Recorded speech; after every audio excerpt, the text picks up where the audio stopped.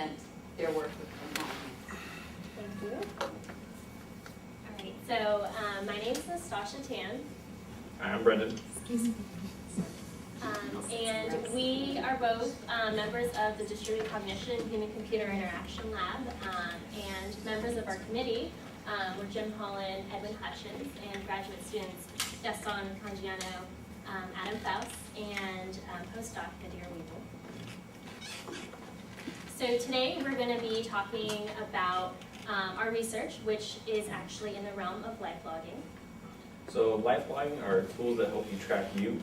They pretty much create a digital record of your life, and it's like a memory prosthesis where it helps extend your memory by allowing you to use these tools to help supplement it. And it also helps with context reinstatement, bringing you back into the moment of the activities you're engaged in, as well as it provides a really rich recollection of all the activities you've been doing. So a significant person that we want to talk about is Gordon Bell. And this is actually a really illustrative picture of who he is. He is very much a significant member of the My Life Bits project, which is part of Microsoft Research.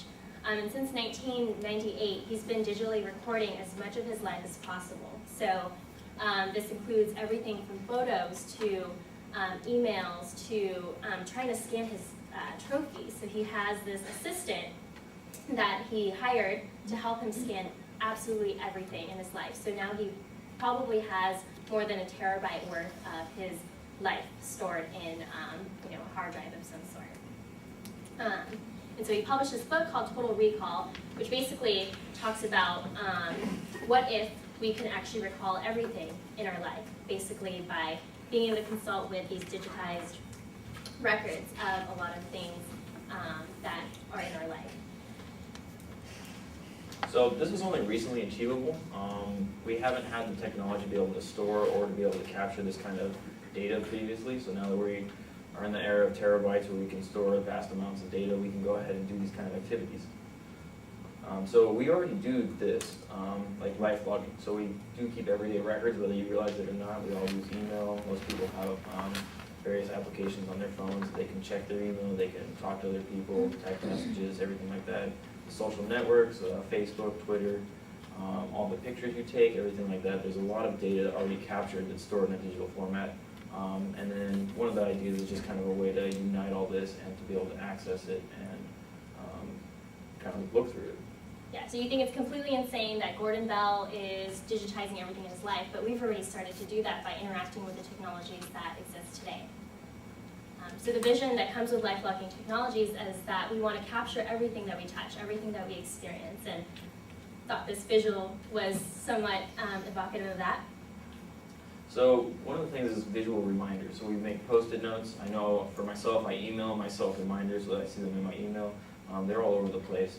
And so one of the ideas with the life logging is that it's another way to kind of remember things. So you can extend remembering both your past events and what you've already done and on future things of what you need to do. So we want to give some background to our research, and it basically started with attending the Chicago SenseCam conference that took place last year. And during this time, I basically acted as my own guinea pig and wore the SenseCam, which we'll pass around in a brief moment, but thought it would be worthwhile to wear it myself and see what types of images can be collected of my own life. And so here are just some things. So here's breakfast with Adam. Here's walking in Chicago, Professor Holland in the lead. You can kind of see already that the photos are low res, so it's not the best pixels and it's not like the best resolution possible because it's still a prototype device. And one of the studies that we wanted to share with you today was basically the study that was done by Microsoft Research by Emma Berry and her colleagues on patients who have neurodegenerative impairments. So there are people who have memory issues who aren't able to recall things from their past. And by wearing the SenseCam, Emma Berry and her colleagues were able to find out that the SenseCam acts as a good memory aid. So by being able to look at the images that you just saw from the SenseCam, they were able to recollect a lot of things that they weren't able to recollect had they not been able to review these records. So that's kind of a significant thing that influenced our research project. So after numerous ideas, brilliant ideas that we were coming up between both of us, we decided that we were going to do. We're going to look into past interactions. So Nastasha wanted to kind of analyze how people remember things. So if we're going through data and see what kind of characteristics and kind of things can come out of that. And I was interested in looking into how people can break up data and possibly have a better way of looking through it. Yeah. So it was kind of a struggle for us to want to do the same topic, but have different research questions. So this is kind of how we segregated that. So you'll see that our methods are similar. We use basically the same participants and the same types of life logging devices. So the first life logging device that we used was the SenseCam. And so this was it's a prototype by Microsoft that you pretty much just wear around your neck. And it just kind of hangs, takes first-person view pictures. And so this kind of gives you a perspective of like you engaging in the activity when you review the pictures. Here's a couple examples of them from when Nastasha was running it at the conference. There's a few buttons on it for like a do not disturb button, or if you wanted to pause it, you went to the bathroom, something like that. Or there's also a button you can manually take pictures. In addition to that, the really cool feature it has is it's full of sensors. It's got a light sensor, so you can sense when you're in or outdoors. It's got a temperature sensor, so you can sense if you're near another person or not, like facing them as opposed to facing like the cold air. It's got an accelerometer in it, so you can sense when you're moving, things like that. So all these other sensors combined with the pictures, they give you a very vivid like memory of what you were doing. We'll go ahead and pass this guy around if you guys want to take a look.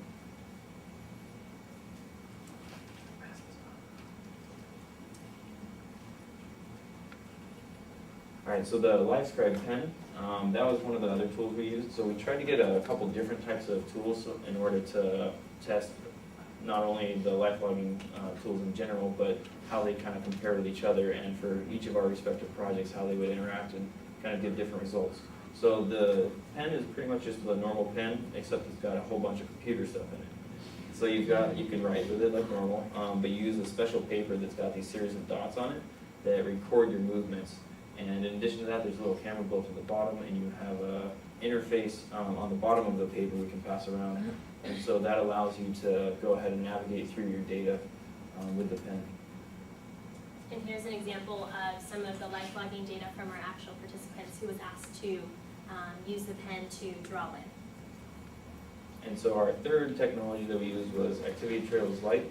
So this was based off software that Gaston created, which automatically would take screenshots based on your movements on with the mouse and changes on the desktop interface.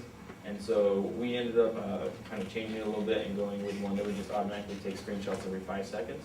And so we incorporated this with the other two tools to be able to capture both the computer-based stuff as well as written notes, drawings, things like that, in addition to the actual pictures. So here's an example of activity trails in action.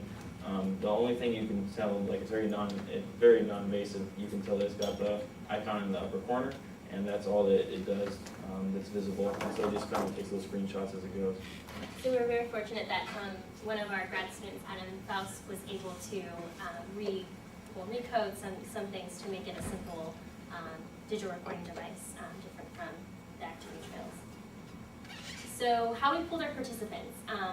As you see, like as the devices are going around, these are pretty expensive devices.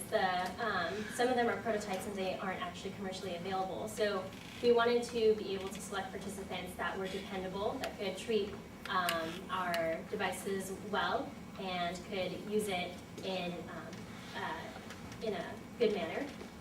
And we also wanted reliable participants who had motivation to do our studies.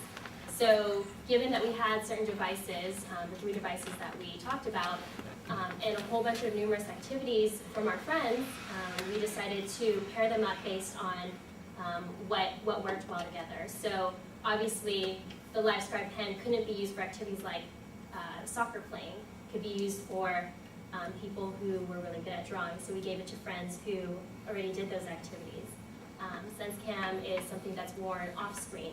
So if a member was, a friend of ours was wearing, or was already playing soccer, we decided to give